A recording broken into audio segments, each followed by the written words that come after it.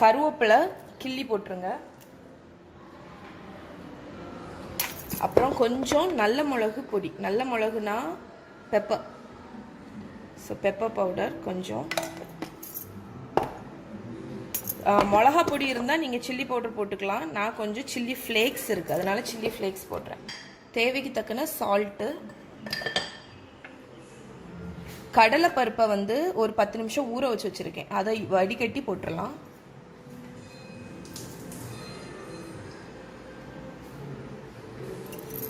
ரொம்ப நேரம் ஊற வேண்டாம், ஒரு 10-15 நிமிஷம் ஊறினா போதும். நெய்க்கு பதில் நீங்கள் பட்டர் கூட யூஸ் பண்ணலாம். இப்போ இதை நல்லா மிக்ஸ் பண்ணி விட்டுறலாம். ஸோ இப்போ வந்து தண்ணியை கொஞ்சம் ஊற்றி நம்ம மாவு மாதிரி பிசைஞ்சிடலாம். ஸோ இப்போ நான் இதை பிசைஞ்சாச்சு, இவ்வளோ சாஃப்டாக பிசைஞ்சிக்கோங்க. அதுக்கப்புறம் இதில் இந்த மாதிரி குட்டி குட்டி உருண்டையாக எடுத்து உருட்டி போட்டுருங்க, இந்த அளவுக்கு. ஓகே, ஸோ இப்படி வந்து ஒரு உருண்டையை ஒரு பிளாஸ்டிக் கவரில் எடுத்து வச்சுட்டு இந்த கவரை வச்சு மூடிட்டு இந்த மாதிரி ஒரு தட்டையாக ஒரு இதை வச்சு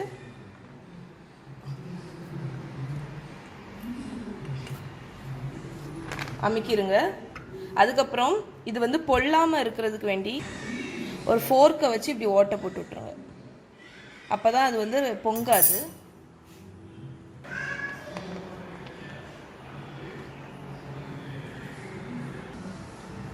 ஸோ இப்போ இந்த எண்ணெய் வந்து ஹாட்டாக இருக்குது, லைட்டாக ஒரு இது போட்டு பாருங்கள். அதுக்கப்புறம் இதை அப்படி ஒன்று ஒன்றா போட்டுடலாம்.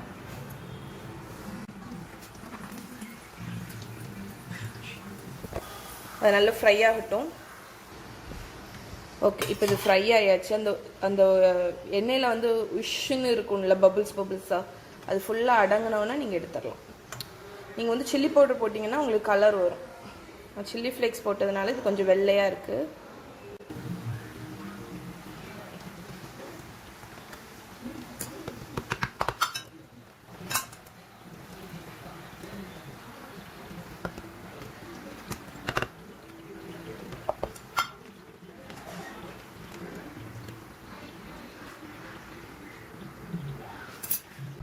ஸோ இங்கே பாருங்கள் தட்டை எவ்வளோ பொறுன்னு இருக்குன்னு. இதை உடச்சி காணிக்கிறேன், பார்த்தீங்களா? நல்ல பொறுன்னு இருக்கு. ஸோ இதை ட்ரை பண்ணி பாருங்கள்.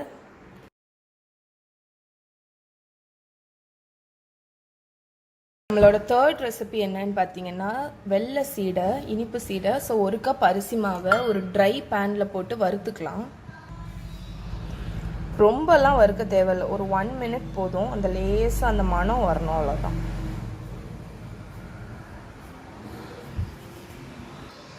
ஸோ இப்போ இதை நல்லா வறுத்தாச்சு. இதை நான் ஒரு பவுலில் மாற்றிட போகிறேன். ஸோ அரிசி மாவை எடுத்துகிட்டு அதே பேனில் ஒரு 2-3 டேபிள் ஸ்பூன் வந்து தேங்காய் போட்டிருக்கேன். ஸோ இந்த தேங்காவையும் லைட்டாக வறுத்து எடுத்துக்கலாம், அந்த ஈரப்பதம் போகணும். அதுக்கு வேண்டி ப்ரௌன்லாம் ஆகாண்டாம், ஒரு 1 மினிட் டோட்டலாக வறுத்தா போதும். ஸோ இவ்வளோ போதும், அந்த ஈரப்பதம் போயிடுச்சு. இப்போ இதை அதே பவுலில் போட்டுற போகிறேன் அரிசி மாவு கூட. இப்போ அதே பேனில் 3/4 கப், 1 கப் அரிசி மாவுக்கு 3/4 கப்பு சர்க்கரை. ஸோ இது வந்து சுத்தமான சர்க்கரை, அதனால நான் வந்து பாயில் பண்ணிட்டு இருக்க போகிறதில்ல. உங்ககிட்ட அந்த கட்டி சர்க்கரைனா நீங்கள் அந்த பாகு வச்சுட்டு இருத்துடணும். ஸோ இப்போ இந்த 3/4 கப்புக்கு நான் வந்து ஒரு 3 டேபிள் ஸ்பூன் அளவுக்கு தண்ணி விட போகிறேன். ஸோ இப்போ இது பாயில் வந்தோடனே நம்ம அணைச்சிட வேண்டியதான். ஸோ இப்போ இது வந்து ஒரு கொதி வந்துருச்சு. இந்த ஸ்டேஜில் நான் ஆஃப் பண்ணிட போகிறேன். ஆஃப் பண்ணிவிட்டு இது கொஞ்சம் கூல் ஆகட்டும், அதுக்கப்புறம் நம்ம வந்து மிக்ஸ் பண்ணிடலாம். ஸோ இப்போ இதில் வந்து வறுத்த அரிசி மாவு, தேங்காய் போட்டிருக்கேன். ஸோ இதில் வந்து ஒரு 1/2 டீஸ்பூன் போல் எள்ளு, அதுக்கப்புறம் கொஞ்சோண்டு ஏலக்காய் பொடி. ஏலக்காய் பொடி ஆப்ஷனல் தான். அதுக்கப்புறம் கொஞ்சம் உப்பு, ஒரு 1/4 டீஸ்பூன் அளவுக்கு. அதுக்கப்புறம் பட்டர் இல்லைன்னா நெய் வந்து 1 டேபிள் ஸ்பூன். இதை போட்டுட்டு நல்லா இதை பிசைஞ்சு விட்டுருங்க. அதுக்கப்புறம் நம்ம வந்து இந்த பாகு வச்சுருக்கோம்ல, இந்த பாகை வந்து கொஞ்சம் கொஞ்சமாக ஊற்றி நம்ம வந்து டோ ரெடி பண்ண போகிறோம். ஸோ கொஞ்சம் கொஞ்சமாக ஊற்றுங்க, கொஞ்சம் கொஞ்சமாக ஊற்றிட்டு மிக்ஸ் பண்ணி டோ ரெடி பண்ணுங்கள். யூஸ்வலாக சீடை வந்து வெடிக்கும்னு நினைப்பீங்க, ஆனால் வந்து உப்பு சீடை தான் உங்களுக்கு வெடிக்கும், வெள்ளை சீடை உங்களுக்கு வெடிக்காது. இதை வந்து இப்படி குட்டி குட்டி சீடை மாதிரி குட்டி குட்டி பால்ஸாக உருட்டி வச்சிடலாம். நம்ம இந்த மாதிரி எல்லாமே உருட்டி வச்சுட்டேன், எண்ணெயும் காய வச்சுட்டேன். இப்போ எண்ணெயில் இதை ஃபுல்லாக போட்டுடலாம். இது ஃபுல்லாக நல்லா ஃப்ரை ஆயாச்சு. இதை இப்போ எடுத்துடலாம். ஸோ வெள்ளை சீடை ரெடி ஆயிடுச்சு.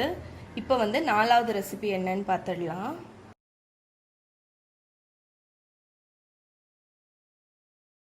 ஸோ 4வது ரெசிபி வந்து உங்ககிட்ட டைம் இல்லை, லாஸ்ட் மினிட்ல நீங்கள் வந்து கிருஷ்ண ஜெயந்திக்கு வந்து ஏதாவது ஸ்வீட் பண்ணணும்னு நினைக்கிறீங்கன்னா இது பண்ணலாம். இது எங்கள் ஆச்சியோட ரெசிபி. ஸோ நான் வந்து அவள் இதை எடுத்திருக்கேன் மிக்சியில். இதை பொடிச்சிட்டு வந்துடுறேன். நான் அவளை பொடிச்சாச்சு. இப்போ இதில் வந்து தேங்காய் போட்டுடலாம்.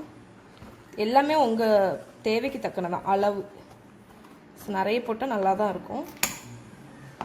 அதுக்கப்புறம் தேங்காய் போட்டதுக்கப்புறம் வந்து சர்க்கரை போட்டுக்கோங்க. இப்போ வந்து கொஞ்சம் ஏலக்காய் பொடி, இல்லாட்டு ஒரு 2 டீஸ்பூன் அளவுக்கு நெய். ஸோ இதை மிக்சியில் நான் பவுட்ரு பண்ணிட்டு வந்துடுறேன். ஸோ இப்போ நான் வந்து பவுட்ரு பண்ணியாச்சு பாருங்கள். இப்போ வந்து இதை வந்து லட்டு மாதிரி இப்படி உருண்டை பிடிச்சிடலாம். ஸோ இது வந்து என்னோடய ஆச்சியோட ரெசிபி. எப்போவுமே இதுக்கு கிருஷ்ண ஜெயந்திக்குன்னு இல்லை, ஸோ அடிக்கடி இது வந்து பண்ணுவாள். இந்த மாதிரி லட்டு பிடிச்சிடலாம்.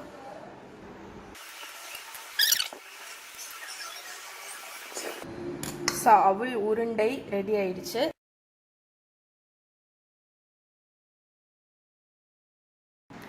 ஸோ இந்த 4 ரெசிப்பியில் ஏதாவது ஒரு ரெசிப்பியாவது இந்த கிருஷ்ண ஜெயந்திக்கு ட்ரை பண்ணி பாருங்கள்.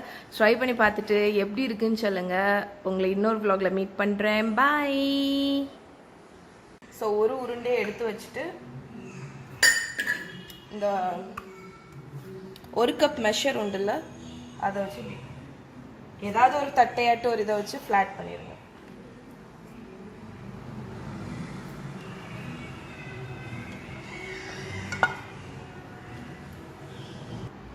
ஸோ இப்படி ஒரு உருண்டையை ஒரு பிளாஸ்டிக் கவரில் வச்சுக்கோங்க. இதில் லைட்டாக எண்ணெய் தடவி இருக்கேன். ஏதாவது ஒரு இது தட்டையாக எடுத்துக்கோங்க.